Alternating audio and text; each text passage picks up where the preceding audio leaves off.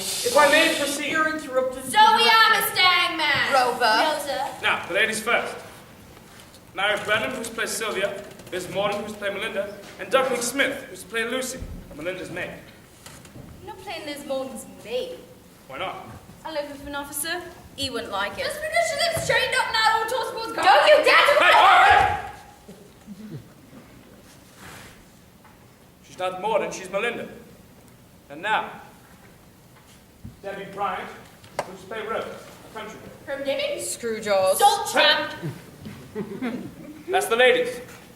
Now, Captain Plume is to be played by Henry Cable, who seems to be late. That's odd. I saw him an hour ago who said he was going to your husband's alliance wise. Sergeant Kite is to be played by John Ascot, who did send a message saying he'd be kept at work an extra hour. An hour, you won't see him in an hour. Mr. Worthy is to be played by Mr. Sideway. I'm here. Justice Balance by James Freeman. No way I'm doing a show with a hangman. The words are sticking me throat. You don't have any senior from Smith. Now, Captain Brazen is to be played by John White. Now, the small parts still to be cast. I count to the first scene until Ascot appears. There won't be a third Be scene. quiet, please! Let's do another scene. Why is that you read Plume? No, I'll read Plume myself. So, Act 1, Scene 2, Captain Plume and Mr. Worthy. That's me. I'm at your command. The rest of you can watch and with your scenes. Shall we begin by reading? No need, I'll know it. Ah, good. I'm afraid I shall have to read Captain Plume. I'll know that part too. You like me to both? I think it's better if I do. Now, I will read. None at present is indeed the picture worthy, but the lives departed. Now, what? Sideway, where's he gone? I'm preparing my entries. I won't be a minute. If you can read the line and get it out, please. 'Tis indeed the picture worthy. What arms across worthy. Oh yes, I forgot. Arms across. I'll have to start again. Can you read the line get slowly, please? What arms across worthy. My wiper! Someone's bust my wiper! There's a white draw on the crew, Mr. Clark. What's the matter? There's a pickpocket in the company. Someone poor golden cow black. My wiper! Who's bust my wiper? I'm sure to turn up, Sideway, please. I can't do my entrance without my handkerchief. I've been practicing with it all night. If I get my hands on the rum diver, I'll... Hey, hey! Let's assume that worthy is already empty. Now, I will read. Put arms across worthy, methinks should no longer with friends so near. I must expel this panic from my spirit. What are you doing down there, Sideway? I'm being melancholy. Our song is melancholy once, Hamlet it was. Oh, that this huge solid flesh were melted. Oh, that this huge solid flesh were melted. Oh, that this huge... This is a comedy. It's perhaps a little lighter. So try to stand normally and...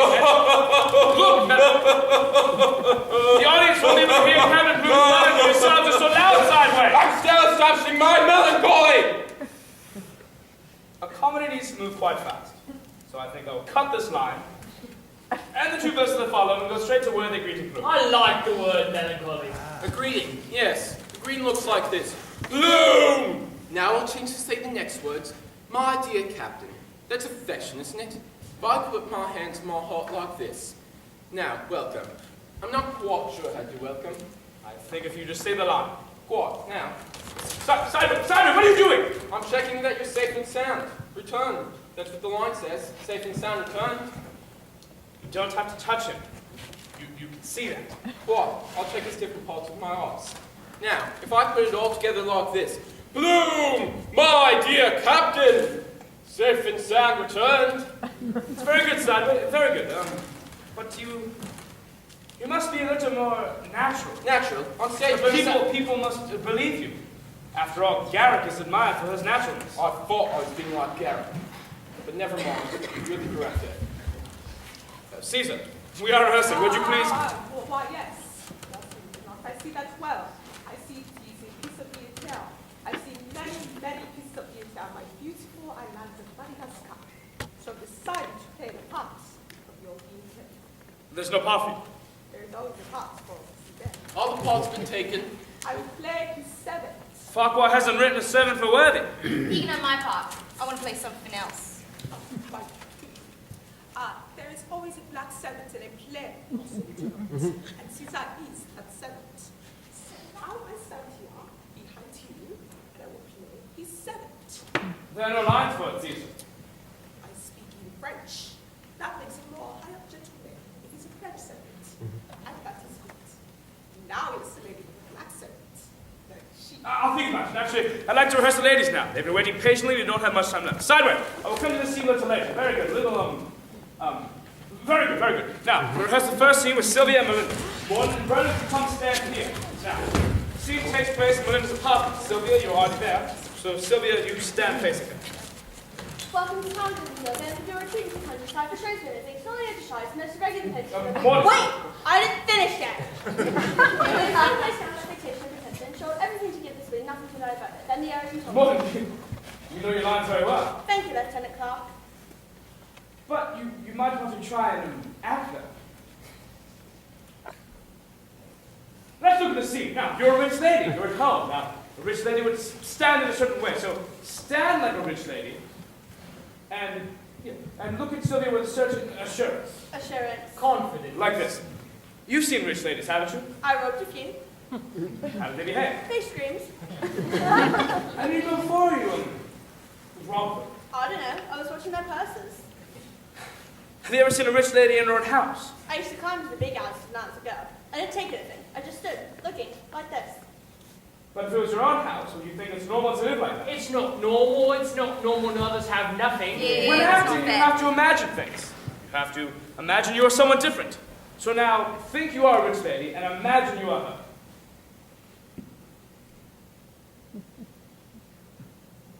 What are you doing?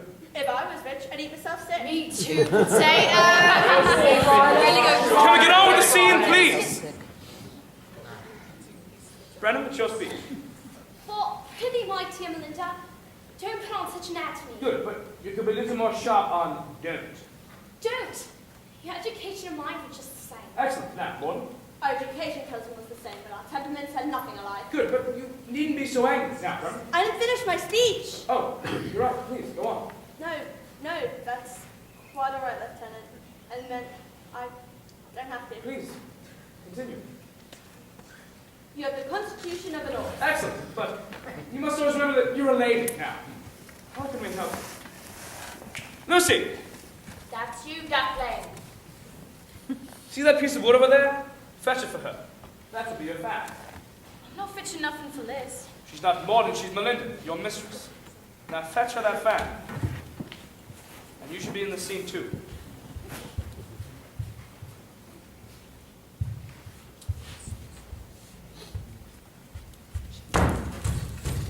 Here. Thank you, Lucy. I do much appreciate your effort. No, you would just nod your head. Don't add any words to the play. Now, Duckling, stand behind Melinda. What do I say? Nothing. Ellie Nomia, why does she get all the lines? Why can't I have some of hers? Brennan, it's your speech. So fast to be troubled by the spleen, colic, and vapors.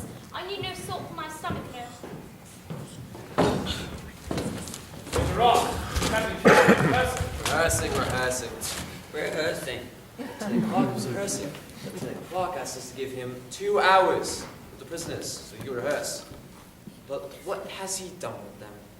What? Other things, Where are the prisoners Arscott and Cable, Lieutenant? They seem to be late.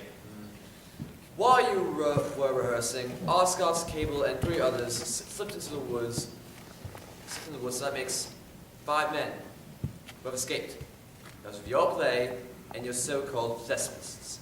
And not only have your thespists escaped, they've stolen food from the stores for their so-called escapade. That's what your play has done. I don't see how the I've said it from the beginning. The play will bring down calamity onto this colony. I do not see how The devil, Lieutenant, comes into the mind. Here, worms this way. Islands and words. Major Ross, I can't agree with Listen to me, my lad. You are a second lieutenant, so you don't agree or disagree with Major Ross. no discipline. Caesar, you started going with them, but they came back. That's all right, he's not in the play. Yes, I am, Lieutenant. I am a servant. John Weishammer, Oh, I had nothing to do with it. you're a Jew, aren't you? You're guilty. Cable's last seen near Weishammer's tent. Liz Morden.